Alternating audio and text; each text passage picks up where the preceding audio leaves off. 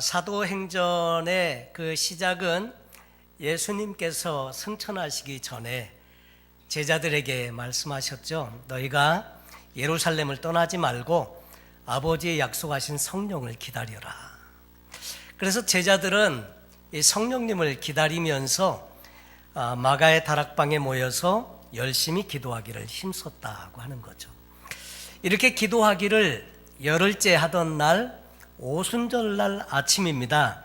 오순절날 아침에 성령께서 급하고 강한 바람처럼 임하시게 되고 성령 충만을 받은 사람들이 많은 변화가 오게 되었습니다. 여러분, 우리도 그렇게 변화되려고 해도 안 되던 것들이 성령님이 오셔서 내 안에 함께 계시면 그냥 많은 변화가 오게 되는 것을 이미 경험하신 분들이 많으시죠. 이 제자들도 또 사도들도 이 성령께서 그 안에 오실 때 놀라운 체험과 더불어서 방언을 말하게 되고 또 마음에 큰 믿음이 생겨지게 되었습니다. 그래서 그전에는 두려워서 숨고 떨고 하던 제자들이 이제는 막 담대하게 복음을 전하게 되죠. 그래서 베드로도 말씀을 전하니까 3,000명이 회개하고 돌아오고 또 그런 역사를 통해서 초대교회의 예루살렘 교회가 탄생하게 되죠. 그 일 이후에 성전에 이제 들어가다가 베드로와 요한이 들어가는데 보니까 나면서부터 안전뱅인 사람이 있어서 은과 금은 내게 없지만 내게 있는 것으로 내게 주는데 곧 나사렛 예수 그리스도의 이름으로 일어나 걸어라. 그리고 손을 잡아서 탁 일으키니까 발과 발목에 힘을 얻고 걷기도 하고 뛰기도 하면서 하나님을 찬송하고 성전에 들어가서 같이 하나님께 예배하게 되었습니다. 일로 말미암아 예루살렘에 있는 모든 사람들이 다 놀라워했죠. 그때는 오순절 절기를 지키기 위해서 많은 사람들이 이미 와 있었고 그 장면을 목도했기 때문에 이게 아마 그 예루살렘에 있는 많은 사람들에게 센세이션을 일으킨 것 같아요. 그래서 사람들이 베드로와 요한을 둘러싸고 모여올 때 베드로가 또 이렇게 이야기합니다. 우리가 한 게 아니고 너희가 십자가에 못 박아 죽게 한 그 예수 그리스도의 이름으로 이런 일이 일어나게 된 거다. 그리고 예수님을 다시 소개할 때 그 중에 많은 사람들이 그 말씀을 듣고 믿게 되었는데 자그마치 5,000명이나 되는 사람들이 예수를 믿게 되는 역사가 일어납니다. 그 일로 말미암아 종교 지도자들의 심기가 불편해졌어요. 그래서 베드로와 요한을 잡아다가 이제 신문을 하게 되죠. 예수의 이름으로는 더 이상 아무 말도 하지 마라. 그랬을 때 베드로가 기탄 없이 말하기를 우리가 당신 말 듣는 게 옳으냐 하나님 말씀 듣는 게 옳으냐. 그래서 우리는 그렇게 못한다. 어떻게 할 수 없어서 또 이렇게 엄하게 경고하고 돌려보내는데 그 일 이후에 많은 사람들이 이제 예수를 믿게 되는 일이 있게 되어서 다시 붙들어다가 감옥에 집어넣죠.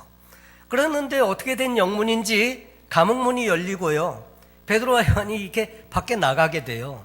그리고 성전에서 또 가르치는 거예요. 그래서 옥에 가보니까 가두어두었던 사도들이 없고 성전에서 가르친다고 해서 다시 불러옵니다.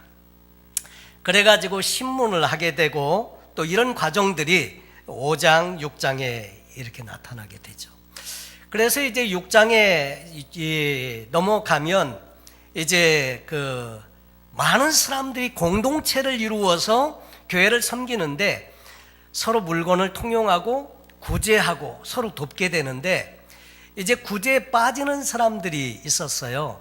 그래서 그 일로 말미암아 이제 사도들이 회의를 열고 7명의 집사님을 세우게 돼요. 안수 집사님들이죠. 그래서 집사님들을 세워서 돕고 교회 운영하고 또 구제하는 일들을 담당하게 하고 사도들은 기도와 말씀을 전하는 일에 전무하게 되는데 이렇게 할 때 많은 사람들이 예수님을 믿게 되고 성경에 보면은 허다하게 많은 사람들이 예수님을 믿게 되는 역사를 기록해 주고 있습니다. 그래서 하나님의 말씀이 점점 왕성하여 예루살렘에 있는 제자의 수가 더 심히 많아지고 허다한 제사장의 무리도 이 도에 복종하니라. 그래서 예수님으로부터 전해지기 시작했던 하나님 나라의 복음이 12제자에게, 그리고 그 다음에 70명의 또 제자들에게, 120문도에게, 그리고 성령 받은 많은 사람들의 이야기를 통해서 또 이제 구원에 동참하게 된 3,000명에게, 또 5,000명에게, 그리고 많은 사람들에게 복음이 전파되는 내용을 이야기하면서 예루살렘에 있는 제자의 수가 더 심히 많아지고 허다한 제사장의 무리도 이 도에 복종하니라. 그래서 지금은 제사장의 무리까지 예수 그리스도를 믿게 되는 역사가 나타나게 된 이야기를 기록해주고 있습니다. 그리고 7장으로 넘어가면 7명의 집사님 중에 한 명, 스데반 집사님에 대한 이야기가 나옵니다. 이 스데반 집사가 거리로 나가서 복음을 전하다가 나중에 돌에 맞고 순교하는 일이 벌어지게 되죠. 당시의 종교 지도자들은 예수님을 십자가에 못 박아 죽게 만든 그 장본인들인데 자꾸 예수의 복음이 사람들에게 증거되고 전파되는 거가 너무 싫었어요. 그래서 엄히 경계하고 막아도 막을 수가 없네요. 계속 퍼져가는 거예요. 그럴 때 스데반 집사가 복음을 전하다가 돌에 맞고 이제 순교를 당하게 되고, 그 이후에 이제 8장으로 넘어와서 이 빌립 집사를 통해서 사마리아의 복음이 전해지게 된 내용을 우리에게 소개해 주고 있습니다. 그러니까 다시 말해서 사도행전 1장에 예수님께서 말씀하시기를 오직 성령이 너에게 임하시면 너희가 권능을 받고 예루살렘과 온 유대와 사마리아와 땅끝까지 이르러 내 증인이 되리라. 근데 예루살렘에 많은 사람들이 믿게 되었고 유대 지역의 많은 사람들이 예수님을 알고 믿게 되었습니다. 그리고 이제 8장에 와서는 사마리아 지역에 어떻게 복음이 전해지게 되었는지를 우리에게 소개해 주는 내용이 오늘 본문의 내용이라고 할 수 있습니다. 오늘 성경 본문에 보면 사울이라고 하는 사람이 등장을 하는데, 원래 나중에는 이 사람이 변화되어지고 또 그 이방인의 사도가 되어져서 그 그리스도의 복음을 증거하는 놀라운 사도로 쓰임을 받게 되지만, 이때까지만 해도 이 사울이라고 하는 사람은 예수를 알지 못했다고 하는 거죠. 이단의 괴수로만 여겼다고 하는 거죠. 그리고 예수를 알지 못하니까 사실은 이 사울이 이렇게 믿는 성도들을 핍박하고 박해하고 하는 것들이 자기 딴에는 이게 하나님을 위한 일이라고 생각이 되어져서 특별히 열심을 품고 그 일을 했다는 거죠. 그랬는데 그가 모르는 것이 있었는데 예수를 몰랐어요. 여러분, 우리도 주변에 신앙을 갖지 못하는 많은 사람들을 볼 때마다 안타까운 마음을 갖게 되는데, 그분들은 예수님을 모르기 때문에, 하나님의 사랑을 알지 못하기 때문에, 그 오해 때문에 예수를 알지 못해서 예수를 믿지 못하는 경우를 종종 보게 되죠. 근데 8장 1절에 보니까 사울은 그가 죽임당함을 마땅히 여기더라. 누가 죽임당함을요? 스데반이 죽임당한 것을 아주 마땅하게 여겼다. 당연히 죽어야 된다 생각을 했다는 거죠. 그리고 그날에 예루살렘에 있는 교회에 큰 박해가 있어서 사도 외에는 다 유대와 사마리아 모든 땅으로 흩어지니라. 예루살렘 그 모여있던 많은 사람들이 이제 유대 지방으로 사마리아로 막 흩어지게 됩니다. 그때 경건한 사람들이 스데반을 장사하고 위하여 크게 울더라 그랬습니다. 그리고 8장 3절에 보니까 사울이 교회를 잔멸할새 각 집에 들어가 남녀를 끌어다가 옥에 넘기니라. 여기 잔멸하다 이 말은 농사를 지었는데 짐승들이 와가지고 완전히 망가뜨려 놓은 그런 것을 잔멸이라고 하는 말로 표현한다고 합니다. 멧돼지가 아주 그냥 그 농사 짓는데 들어와가지고 완전히 쑥대밭을 만들어 놓은 것, 이런 것을 말할 때 잔멸이라는 말을 썼다는 거죠. 이 사울은 이렇게 기독교 예수 그리스도를 믿는 집안마다 다 찾아다니면서 수색하고 끌어다가 감옥에 집어넣는 일을 했었습니다. 그걸로 말미암아 교회가 다 흩어지게 됩니다. 성도들은 숨고 흩어지고 고난과 박해가 비로소 예루살렘에서 시작이 되게 된 거죠. 그래서 막 박해를 하게 되었는데, 이렇게 되면 전하던 사람들이 흩어지고 사도들을 복음 못 전하게 하면 복음이 그냥 수그러들어야 하는데, 그런데 그렇지가 않았다는 거예요. 사람이 하는 일이 같으면 그랬을 텐데 성령님이 오셔서 하는 일이어서 그렇지가 전혀 않았다는 거죠. 사람들은 흩어지면서 어떻게 했습니까? 그냥 숨고, 그리고 그냥 복음이 그냥 없어져 버린 것이 아니라 이 사람들이 가는 곳곳마다 복음을 다 전하게 된 거예요. 그래가지고 복음이 오히려 더 확장되는 그런 사건으로 이제 완전히 반전이 일어나게 되었더라 하는 거죠. 사실 원래 예수님은 제자들에게 이렇게 말씀을 하셨었거든요. 너희는 온 천하에 다니면서 만민에게 복음을 전파하라. 그리고 또 마태복음 28장에서도 보면 너희는 가서 모든 족속으로 제자를 삼으라, 이런 말씀도 하시곤 했는데, 제자들은 지금 그걸 잊고 있었거든요. 예루살렘에서 그저 복음을 전하는 일에 초점을 맞추고 있었는데, 하나님은 희한하게도 다른 방법으로 오히려 박해를 통해서 이 사람들을 흩어가지고 퍼져나가게 하면서 가는 곳마다 복음을 전하게 하시더라 하는 거죠. 때때로 우리 하나님이 하시는 일들을 우리가 잘 이해 못해도 놀랍도록 하나님이 일하시는 것을 많이 경험하게 되곤 합니다. 특별히 우리가 고난을 겪게 되거나 어려운 일을 당하게 되면 그것이 나에게 손해나는 일 같고 좋지 않은 일 같아 보여도 하나님은 이것을 완전히 합력해서 선을 이루는 방법으로 바꾸셔서 일하시고 역사하시더라 하는 거죠.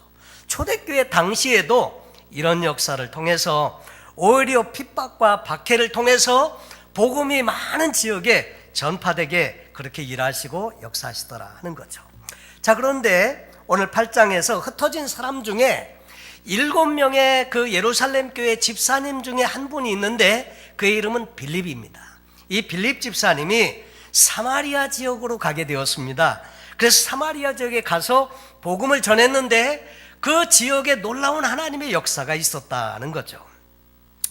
8장 4절에 보니까 그 흩어진 사람들이 두루 다니며 복음의 말씀을 전할세 빌립이 사마리아 성에 내려가 그리스도를 백성에게 전파하니 무리가 빌립의 말도 듣고 행하는 표적도 보고 한 마음으로 그가 하는 말을 따르더라. 많은 사람에게 붙었던 더러운 귀신들이 크게 소리를 지르며 나가고 또 많은 중풍병자와 걷지 못하는 사람들이 나았다. 그리고 그 성에 큰 기쁨이 있더라. 여러분, 복음을 통해서 놀라운 하나님의 역사가 나타났습니다. 귀신 들린 사람들이 귀신이 떠나가는 역사가 있었고, 질병을 갖고 있는 분들이 질병에서 고침받고 중풍병자가 낫게 되고 걷지 못하는 안진뱅이가 일어나는 일이 역사가 있었다. 일로 말미암아 그 빌립의 하는 말도 듣게 되고 또 그 예수 그리스도를 그들이 영접하게 되면서 그 성에 큰 기쁨이 있더라 그랬습니다. 여러분, 사실 예수님을 알게 되고 이 복음이 증거되면 복음을 받아들이는 지역에는 기쁨이 충만해지는 역사가 있습니다. 왜냐하면 인생의 문제가 해결이 되니까요. 해답을 찾지 못했는데 해답을 찾는 역사가 일어나게 되고요. 고침받게 되고 악한 영들이 떠나가게 되고, 그래서 그 성에 큰 기쁨이 넘치게 되었더라 하는 것입니다. 사실 이 사마리아 사람들은 역사적으로 보면 이스라엘 백성들이 이렇게 꺼려하는 이유가 달리 있는 것이 아니라 그 역사적인 배경에 있습니다. 원래는 단일 국가로 다윗 이후에 솔로몬 이후까지 이렇게 내려오다가 솔로몬 이후에 나라가 둘로 갈라지게 됩니다. 북방 이스라엘과 남방 유다로 갈라지게 되는데, 북방왕국 이스라엘은 나중에 아수르라고 하는 나라에 의해서 멸망을 당해서 흩어져 버려요. 그리고 남왕국 유다만 남아있는데, 남왕국 유다는 바벨론이라고 하는 나라에 의해서 느부갓네살 왕에 의해서 완전히 멸망당하고, 그리고 사람들이 포로로 다 끌려가서 바벨론에 가서 살게 되죠. 그리고 그 잔류에서 남아있는 유대인들이 있었는데, 그 유대인들이 남아있는 이스라엘 원래 그 땅에는 이방 민족들을 데려다가 살게 했어요. 그래서 이 서로 섞어 살게 함으로 말미암아 반란을 도모하지 않도록 그렇게 했는데, 그러다 보니까 시간이 오래 지나다 보니까 이스라엘 민족들과 이방 민족들과 같이 피가 섞여서 살게 되었습니다. 그래가지고 이제 유대인들이 70년 이후에 포로 귀환해서 와서 보니까 이방인들하고 섞여서 살고 있거든요. 그 다음부터는 이방인으로 취급을 하게 돼요.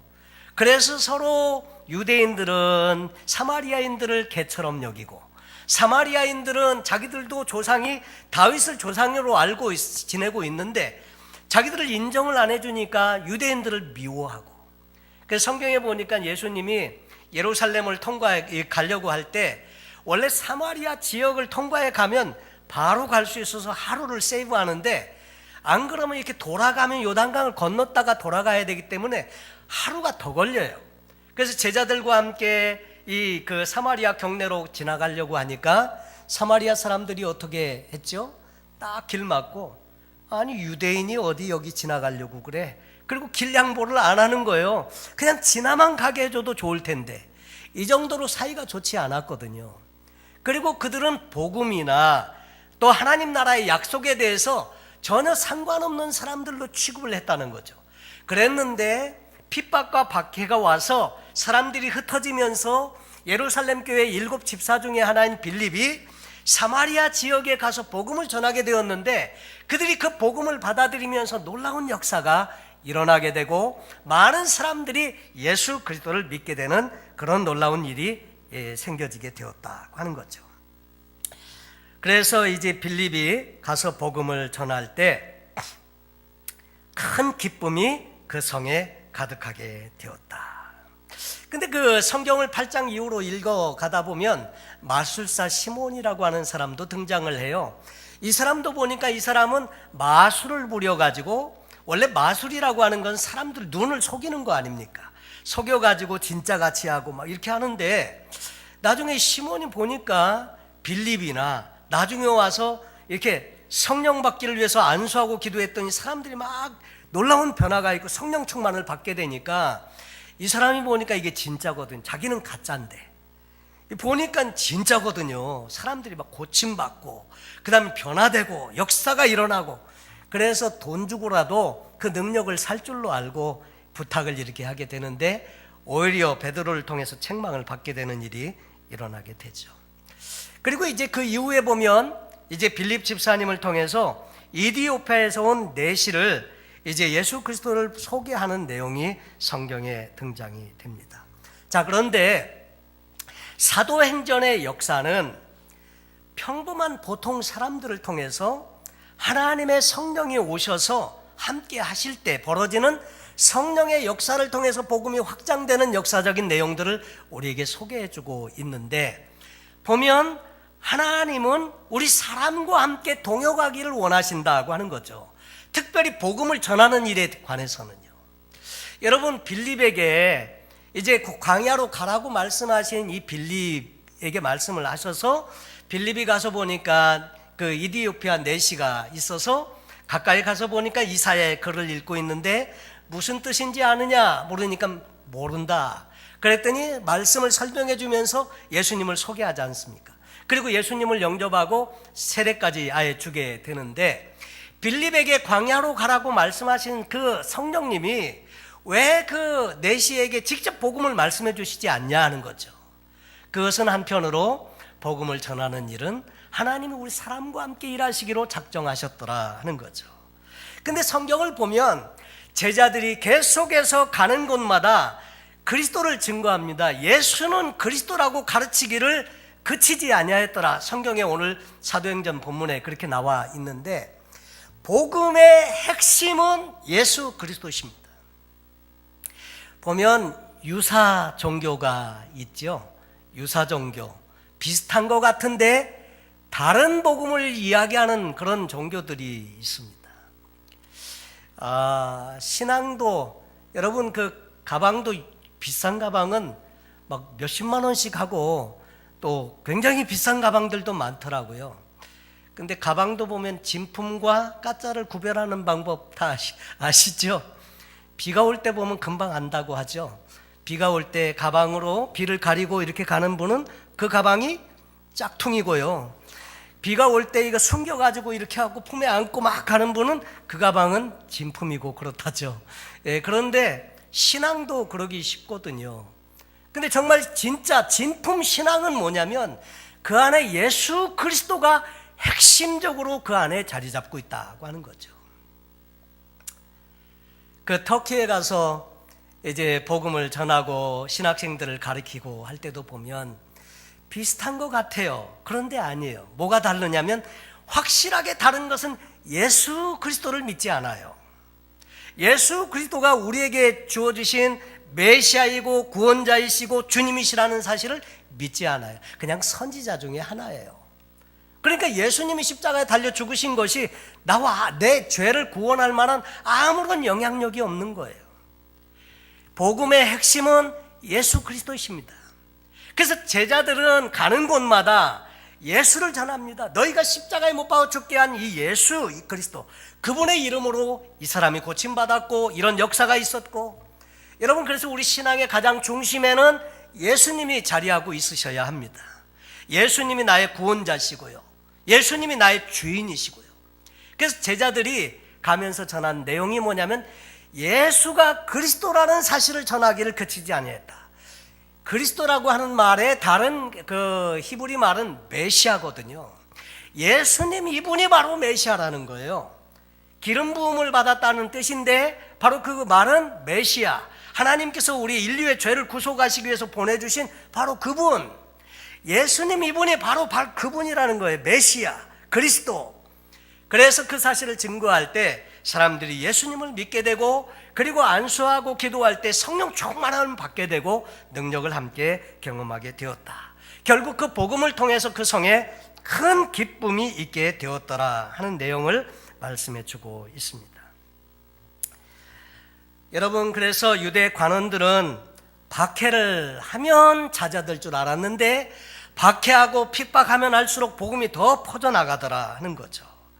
그래서 그 제자들은 어딜 가든지 예수를 전하는데 아무리 핍박을 해도요 막을 수가 없었더라 하는 거죠. 여러분, 그래서 이렇게 복음을 전하는 그 사람들과 그 신앙을 세상이 감당치 못하더라는 말로 설명해 주고 있습니다. 그런데 저는 이 말씀을 준비하면서 생각을 이렇게 묵상하면서 하다 보니까 요즘 우리가 사는 이 시대도 성령 시대라고 말하잖아요. 성령님을 의지하고 성부 하나님, 성자 하나님, 성령 하나님. 에베소서 1장에서도 하늘에 속한 신령한 복을 우리에게 주셨는데 성부 하나님은 만세전부터 우리를 예정하시고 작정하신 그 하나님의 사랑이 있고, 그 하나님의 뜻을 따라서 이 땅에 오셔서 구원을 이루어 놓으신 예수님을 우리에게 소개하고 있고, 성령님께서는 친히 예수를 알게 하고 믿게 하고 또 성령님으로 인쳐주셔서 하나님의 자녀로 삼아주신 이런 것에 대해서 우리가 잘 알고 있습니다. 지금은 성령 시대이고 성령님은 지금도 우리 안에 오셔서 여전히 일하시고 역사하신다고 우리가 믿고 있는데, 이 사도행전을 이렇게 읽다가 보니까 조금 이 사도행전의 초대교회 성도들, 그 성도들과 비교해 볼 때 뭔가 우리 신앙에 뭐 좀 이렇게 미싱된 부분이 있는 것 같은 이런 느낌을 받게 되더라고요. 초대교회 당시에는요, 교회도 건물도 없었습니다. 무슨 조직이 있거나 이런 것도 거의 없어요. 그럼에도 불구하고 복음에 그 사람들은 너무나 그냥 열정을 가지고 그 깊은 신앙의 이 기쁨을 가지고 가는 곳마다 복음을 전하고 정말 이렇게 살아있는 신앙을 가지고 있었는데, 요즘 모든 것이 다 그때보다는 좋은 것 같은데 뭐가 빠졌을까? 뭐가 빠졌을까? 이런 마음을 갖게 되었습니다. 지금 우리에게 필요한 것은 하나님의 말씀을 통해서 예수 그리스도를 재발견하고, 그리고 우리 안에 있는 이 복음이라고 하는 것이 얼마나 귀한 것인지를 새삼 다시 깨닫고 이 복음을 이웃들과 나누는 일에 우리가 하나님의 은혜를 힘입어야 하지 않을까, 이런 마음을 갖게 돼요. 사실 여러분, 이 초대교회 성도들은 박해 때문에 오히려 도망가고 피해가고 하면서도 이 예수 그리스도를 증거하는 일에 열정을 가지고 복음을 전하고 하는데, 우리는 평생 예수를 믿어도 복음을 이웃들에게 한번 소개하지 못하고 세상을 떠나는 일이 있어서는 안 되겠다, 이런 마음이 듭니다. 여러분, 우리가 소유하고 있는 복음은 너무나도 귀한 복음이고요.